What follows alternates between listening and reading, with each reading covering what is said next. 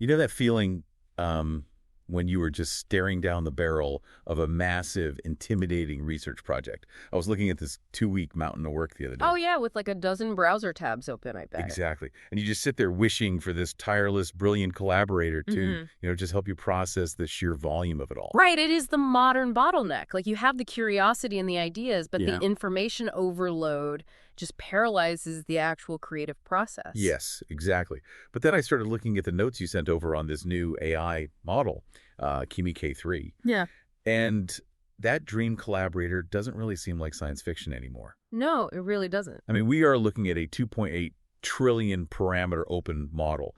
So what we're doing today is exploring how this new frontier of open source intelligence is explicitly built to amplify your own human capability. Yeah, and the scale of K3 is definitely what catches your eye first. I mean, it is the world's first open 3 trillion class model, and it boasts this massive 1 million token context window. But the real magic isn't just its size, it's how it manages that scale without, grinding to a complete halt. Right, because normally if you feed a model a million tokens, which is basically the equivalent of dozens of books, it just chokes. Yeah, completely. But K3's architecture uses something called Kimi delta attention. Let me see if I actually have this analogy right. Go for it. So instead of a librarian who has to reread an entire massive library every single time you ask a follow-up question, Right. this architecture lets the model only process what has changed, like the delta. Precisely, yeah. By using delta attention alongside attention residuals, the model just remembers the underlying structure of your prompt. Oh, okay. So it only computes the new changing information, which drastically reduces the processing overhead. It actually converts compute into raw intelligence like 2.5 times better than its predecessor. Wow. So it's basically converting raw computing power into actual intelligence way more efficiently.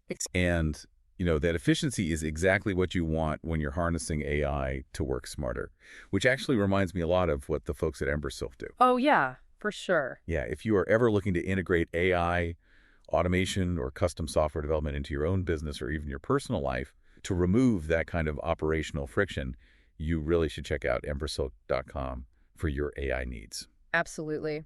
And, returning to K3, it isn't just an efficient backend tool, it is acting as an autonomous creator now. Right, because of that structural efficiency you mentioned. Yeah, it can handle incredibly long horizon coding tasks.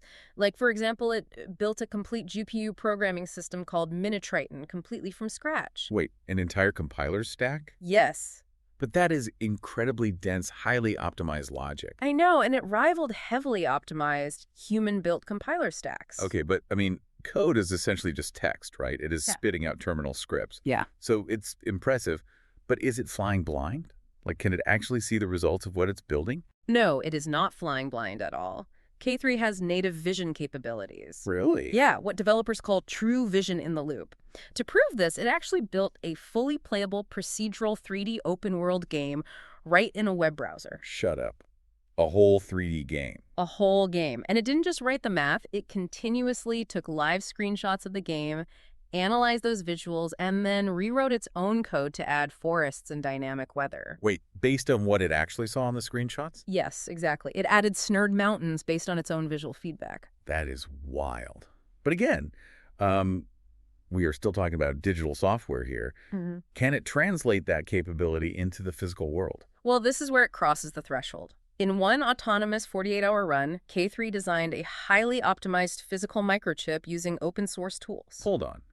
Design it how? I mean, it didn't just draw a schematic picture, right? No, it wrote the actual hardware description logic. It optimized the microscopic gates and verified the chip's physical viability. An AI model autonomously engineered a physical chip that is literally meant to run other AI models. Okay, that is staggering. Yeah. We are really moving from digital tricks to just supercharging human progress Yeah. in the real world. Absolutely.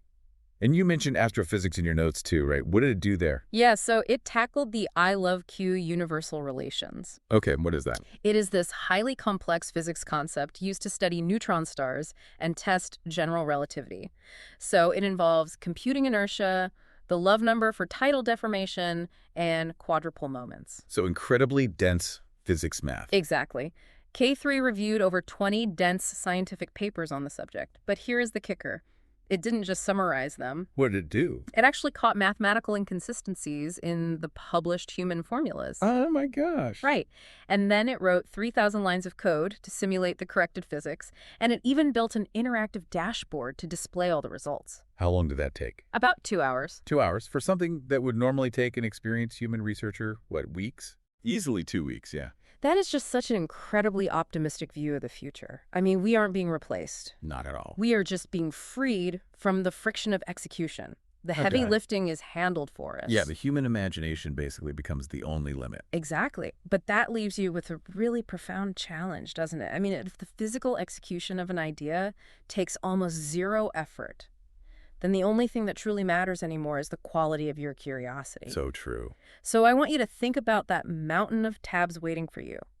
If you had a collaborator that could turn 2 weeks of agonizing work into 2 hours of pure insight, what impossible project would you start today?